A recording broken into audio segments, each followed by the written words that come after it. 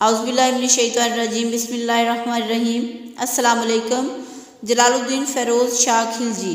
مشہور مورخ نظام الدین احمد بخشی اپنی تاریخ میں لکھتا ہے کہ ایک معتبر تاریخ کے مطالعے سے یہ امر پایا ثبوت کو پہنچتا ہے کہ خلجیوں کا طبقہ چنگیز خان کے داماد کالج خان کی نسل سے ہے۔ اس مورخ نے کالج خان کا قصہ اس طرح بیان کیا ہے کہ وہ اپنی بیوی سے، جو چنگیز خان کی بیٹی تھی، کسی وجہ سے ناراض ہو گیا، لیکن اس نے چنگیز خان کے خوف کی وجہ سے اپنی ناراضگی کو ظاہر نہ کیا۔ اس لیے وہ بظاہر تو ہر طرح سے اپنی بیوی کو خوش رکھنے کی کوشش کرتا رہتا، لیکن بباطن اپنے لیے کسی اور ہی جائے پناہ کو ڈھونڈتا ہوا نظر آتا تھا۔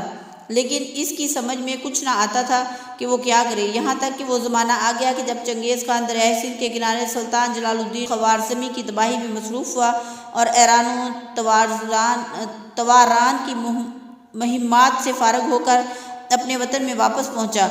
کالج خان نے چنگیز خان کی غیر موجودگی میں غور اور جرستان کے پہاڑی علاقوں کا بغور جائزہ لیا اور اس علاقے کی مضبوطی اور استحکام سے پوری طرح واقفیت حاصل کر لی۔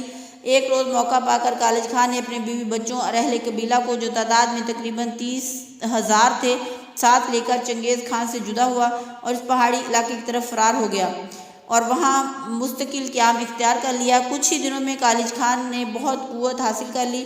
چنگیز خان کے انتقال کے بعد اس کے وارثوں نے کالج خان کی طرف کوئی توجہ نہ کی اور اس کا یہ نتیجہ ہوا کہ کالج کی اولاد اور اس کے قبیلے کی قوت اور اقتدار میں روز بروز اضافہ ہوتا گیا۔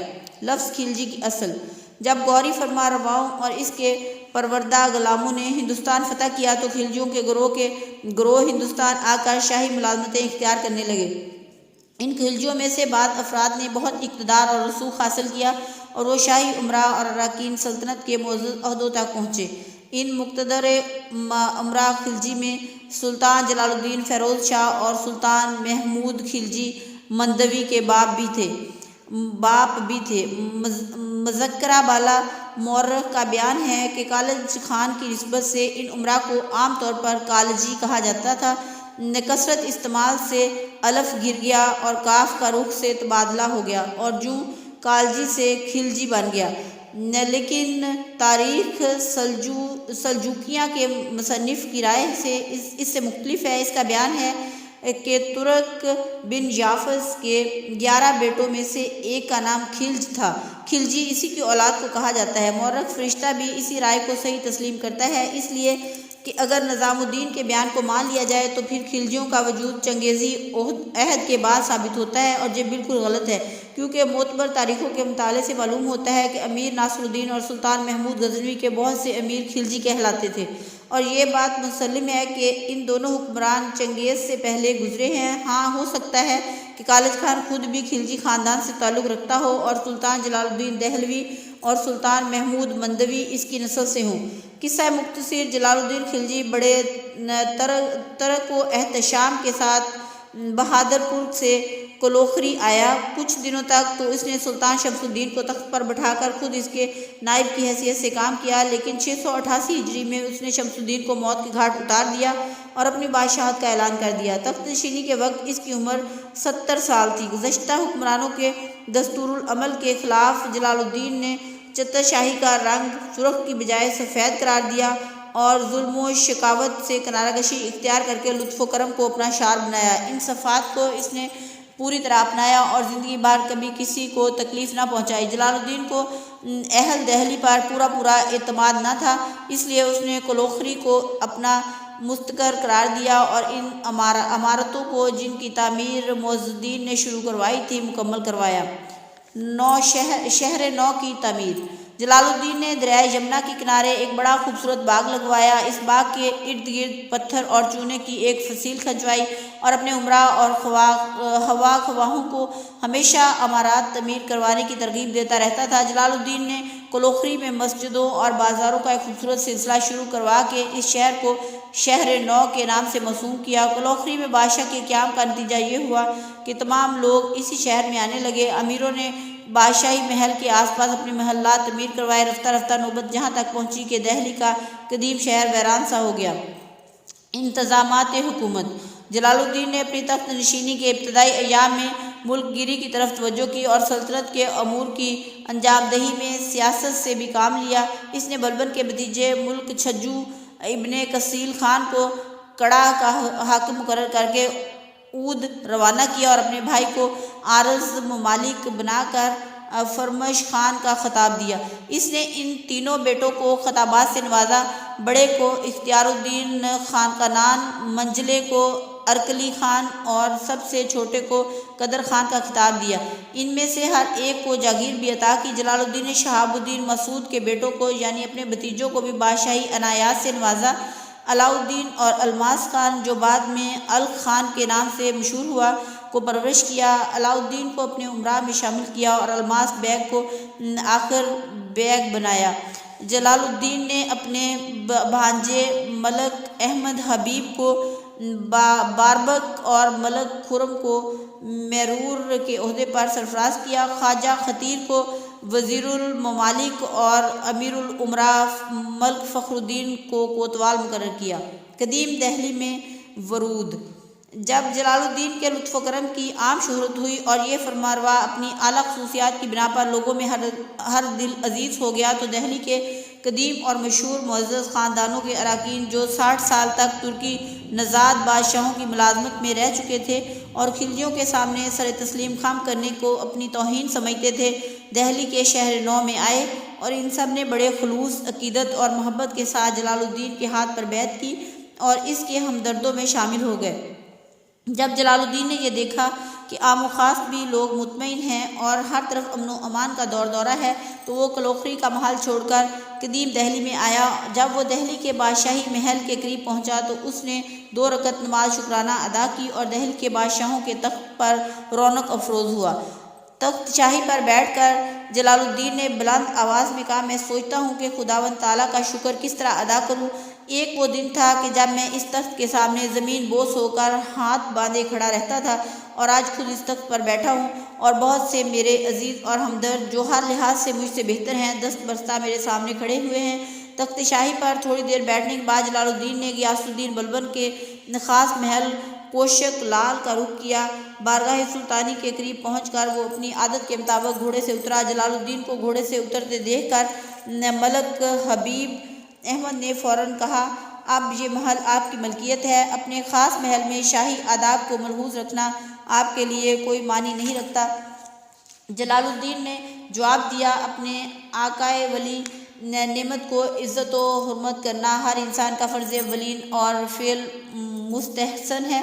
ملک حبیب احمد نے کہا، اب حضور کو اسی محل میں قیام کرنا چاہیے۔ جلال الدین نے جواب میں کہا، سلطان مرحوم نے اس محل کو اس زمانے میں جبکہ وہ امراء کی صف میں شامل تھے اپنے ذاتی روپے سے بنوایا تھا، اس لیے اس محل کے مالک غیاث الدین کے وارث ہیں نہ کہ میں۔ اس پر ملک احمد نے کہا، ملکی انتظامات کے پیش نظر ایسی احتیاط کو ملحوظ رکھنا مناسب نہیں ہے۔ جلال الدین نے کہا، میں اس زندگی مستعار کے لیے اسلامی شرع کے احکام کی خلاف ورزی کرنا پسند نہیں کرتا۔ اس کے بعد جلال الدین پیادہ پاک کوشک میں داخل ہوا۔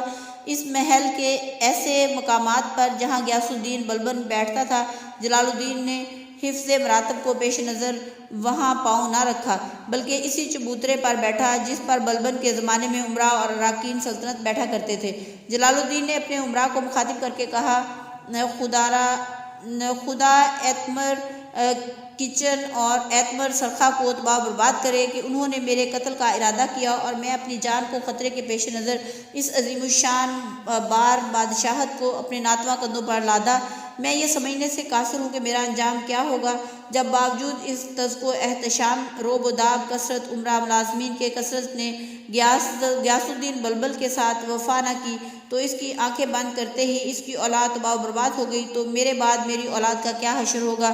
خدا ہی بہتر جانتا ہے کہ میرے بعد میرے وارث کیا کریں گے اور زمانہ ان کے ساتھ اچھی طرح پیش آئے گا یا نہیں۔ بادشاہ کی اس تقریر سے بیشتر حاضرین دانشمند اور تجربہ کار تھے بہت متاثر ہوئے اور ان کی آنکھوں سے آنسوؤں کا سیلاب پھوٹ پڑا۔ بعض ایسے درباری جو جوانی کے نشے میں سرشار اور قدرے بے باک تھے آپس میں سرگوشیاں کر کے بادشاہ کو برا بھلا کہنے لگے۔ ان نوجوانوں نے اس قسم کے خیالات کا اظہار کیا کہ جلال الدین نے آج ہی عنان حکومت اپنے ہاتھ میں لی ہے اور آج ہی اپنے زوال کے خواب دیکھنے شروع کر دیے ہیں۔ جب ابھی سے اس کا یہ عالم ہے تو اس سے قہر و سیاست جو حکومت کی بنیاد ہوتے ہیں کی توقع رکھنا بیکار ہے۔ عصر کے بعد جلال الدین کو کوشک محل سے دہلی واپس آیا۔ اس کے بعد اس نے دہلی میں ایک عظیم الشان جشن منایا اور اپنی ایک بیٹی کی جو حسن و جمال میں لاسانی تھی علاء الدین خلجی کے ساتھ شادی کی اور دوسری بیٹی کو الماس بیگ الغ خان سے بیاہا۔ جلال الدین کی شخصیت اور کردار۔ جلال الدین بہت ہی نیک طبیعت، خوش اخلاق اور پسندیدہ عادات کا مالک تھا۔ یہ بادشاہ قدر شناسی، حق گوئی میں اپنا جواب نہ رکھتا تھا۔ جب کسی کو ایک بار جاگیر عطا کرتا تھا تو پھر اس میں کسی قسم کی تبدیلی نہ کرتا تھا۔ امراء اور اراکین سلطنت سے اگر کوئی غلطی سرزد ہو جاتی تو بڑی خندہ پیشانی کے ساتھ معاف کر دیتا، خطا کاروں کو کبھی ذلیل و رسوا نہ کرتا۔ ظالم و شکی بادشاہوں کی طرح لالچ، ظلم اور سختی سے اسے کوئی لگاؤ نہ تھا۔ محفل بادہ پرستاں میں اپنے ہم نشینوں کے ساتھ برابری مساوات کا سلوک کرتا۔ ایسی محفلوں میں عام طور پر ملک تاج الدین کوچی، ملک عزاء الدین غوری، ملک کرابک، ملک نصرت، ملک حبیب، ملک کمال الدین ابو المعالی، ملک نصیر الدین کہراس اور ملک سعید الدین منطقی وغیرہ اس کے ساتھ شرکت کرتے۔ یہ تمام لوگ اپنی عادات و اخلاق، شجاعت، موزونی طبیعت اور آداب مجلس کے لحاظ سے اپنے وقت کے بہترین لوگوں میں شمار ہوتے تھے۔ ان امراء کے علاوہ تاج الدین عراقی، امیر خسرو، خواجہ حسن، موید جرجانی، موید دیوانہ، امیر ارسلان کلامی، اختیار الدین باغی اور باقی خطیب وغیرہ بادشاہ کے مساجین خاص تھے۔ ان میں سے ہر ایک شاعری اور علم تاریخ کا ماہر تھا اور اپنے زمانے کا بہترین استاد تھا۔ بادشاہی مجلس میں اعلیٰ درجے کے فنکار موجود رہتے تھے، مثلاً امیر خاصہ اور حمید راجہ جیسے اعلیٰ گویے، حبیب خان اور نظام خریتا کے بیٹے جو دلربا ساقی تھے، محمد شاہ چنگی، فتوح خان، نصیر خان اور بہروز وغیرہ بے مثل مطرب، اور سب لوگ شاہی مجلس کی گرمی کا باعث تھے۔ امیر خسرو ہر روز تازہ غزلیں کہہ کر لاتے، مجلس میں پیش کرتے اور روزانہ ہی شاہی انعامات سے سرفراز ہوتے۔ جلال الدین جس زمانے میں امیر جامداری کے عہدے سے ترقی کر کے عارض مملکت کے مرتبے پر فائز ہوا تھا، امیر خسرو اسی زمانے میں اس کے ملازم ہو گئے تھے۔ جلال الدین خسرو کا بڑا قدردان تھا اور انہیں بہت معقول تنخواہ دیتا تھا۔ ایک دفعہ کا ذکر ہے کہ جلال الدین امیر خسرو سے اس حد تک خوش ہوا کہ انہیں اپنا جامہ خاص عنایت کیا۔ جب جلال الدین تخت شاہی پر جلوہ فروز ہوا تو اس نے امیر خسرو کو بہت بڑھ چڑھ کر عزت افزائی کی اور انہیں اپنے خاص ندیموں میں شامل کر کے مصفواری کا منصب عطا کیا۔ جلال الدین نے امیر خسرو کو جامہ اور سفید کمربند عطا کر کے امراء کے گروہ میں بھی شامل کر لیا تھا۔ مغلوں کا حملہ 691 ہجری میں ہلاکو خان کے ایک رشتہ دار نے ایک لشکر جرار ہمراہ لے کر ہندوستان پر حملہ کیا۔ یہ لشکر 10 تمن پر مشتمل تھا۔ ایک تمن میں 10,000 سپاہی ہوتے ہیں۔ جلال الدین کو جب اس کا علم ہوا تو وہ بھی ایک زبردست فوج لے کر دشمن کے مقابلے کے لیے آگے بڑھا۔ حرام کے نواحی علاقے میں دونوں طرف اپنے اپنے ڈیرے ڈال دیے۔ ایک بہت بڑے میدان کو جنگ کے لیے منتخب کیا گیا۔ لڑائی کا آغاز دونوں لشکروں کے درمیان مارکہ آرائی ہوئی۔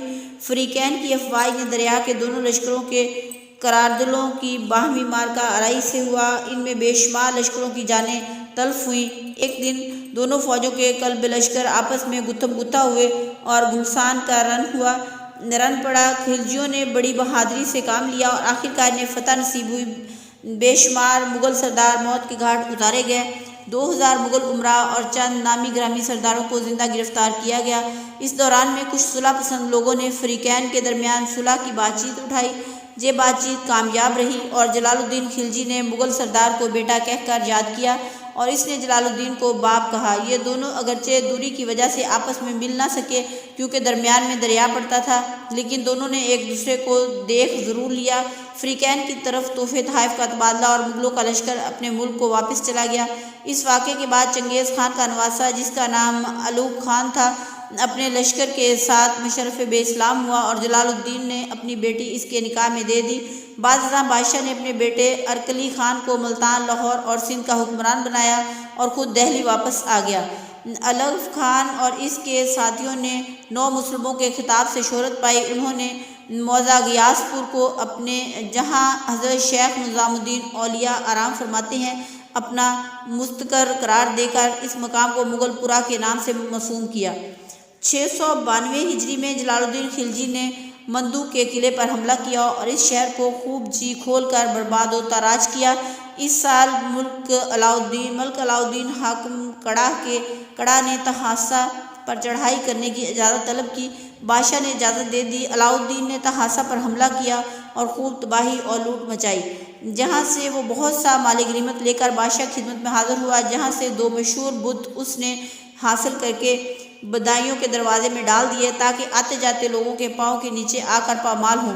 جلال الدین کو علاء الدین کی یہ خدمت بہت پسند آئی۔ اس نے علاء الدین کو شاہانہ نوازشوں سے سرفراز کر کے اودھ کے صوبے کا حاکم مقرر کر دیا۔ علاء الدین نے جب بادشاہ کو اپنے حال پر اس قدر مہربان پایا تو اس نے درخواست کی، چندھیری کے آس پاس کے علاقوں میں بہت سے دولت مند ہندو راجہ آباد ہیں، اگر اجازت ہو تو میں اپنی جاگیر کی آمدنی سے ایک نیا لشکر تیار کروں اور پھر نئے اور پرانے لشکروں کی مدد سے ان راجاؤں کو شکست دے کر ان کی دولت شاہی خزانے میں جمع کر دوں۔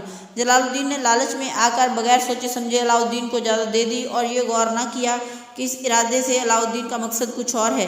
علاء الدین یہ چاہتا تھا کہ جہاں تک ہو سکے وہ ملکہ جہاں کے اثرات سے بچنے کے لیے دہلی سے دور رہے اور دور دراز مقامات کا سفر کرتا رہے۔ بات یہ تھی کہ جلال الدین خلجی پر ملکہ جہاں کا بہت اثر تھا۔ وہ بادشاہ کے مزاج میں اس حد تک دخیل تھی کہ علاء الدین اپنے فائدے کی کوئی بات بادشاہ سے نہیں کہہ سکتا تھا۔ علاء الدین کا یہ خیال بھی تھا کہ اگر موقع ملے تو وہ دہلی سے دور کوئی مقام تجویز کر کے وہاں رہائش اختیار کرے۔ جلال الدین کا قتل۔ جلال الدین خلجی کشتی میں بیٹھا ہوا کلام مجید کی تلاوت کرتا رہا۔ عصر کے وقت کشتی کنارے سے لگی، بادشاہ کشتی سے اترا۔ علاء الدین نے آگے بڑھ کر بادشاہ کا استقبال کیا اور اس کے قدموں پر اپنا سر رکھ دیا۔ جلال الدین نے پیار سے اس کے گال پر ایک ہلکی سی چپت ماری اور بڑے لطف آویز لہجے میں کہا، میں نے تجھے بڑے پیار اور لاڈ سے پال پوس کر اتنا بڑا کیا ہے اور اپنے حقیقی بیٹوں سے زیادہ تجھے عزیز رکھا ہے۔ تیرے بچپن کی بو اب تک میرے کپڑوں سے نہیں گئی، پھر بھلا تیرے دل میں یہ خیال کیسے پیدا ہوا کہ میں تیرے خلاف ہوں اور تیرا برا چاہتا ہوں؟ یہ کہہ کر بادشاہ نے علاء الدین کا ہاتھ پکڑا اور اسے اپنے ساتھ لے کر کشتی کی طرف روانہ ہوا۔ علاء الدین نے اس موقع پر ان لوگوں کو اشارہ کیا جو بادشاہ کو قتل کرنے کے لیے متعین کیے گئے تھے۔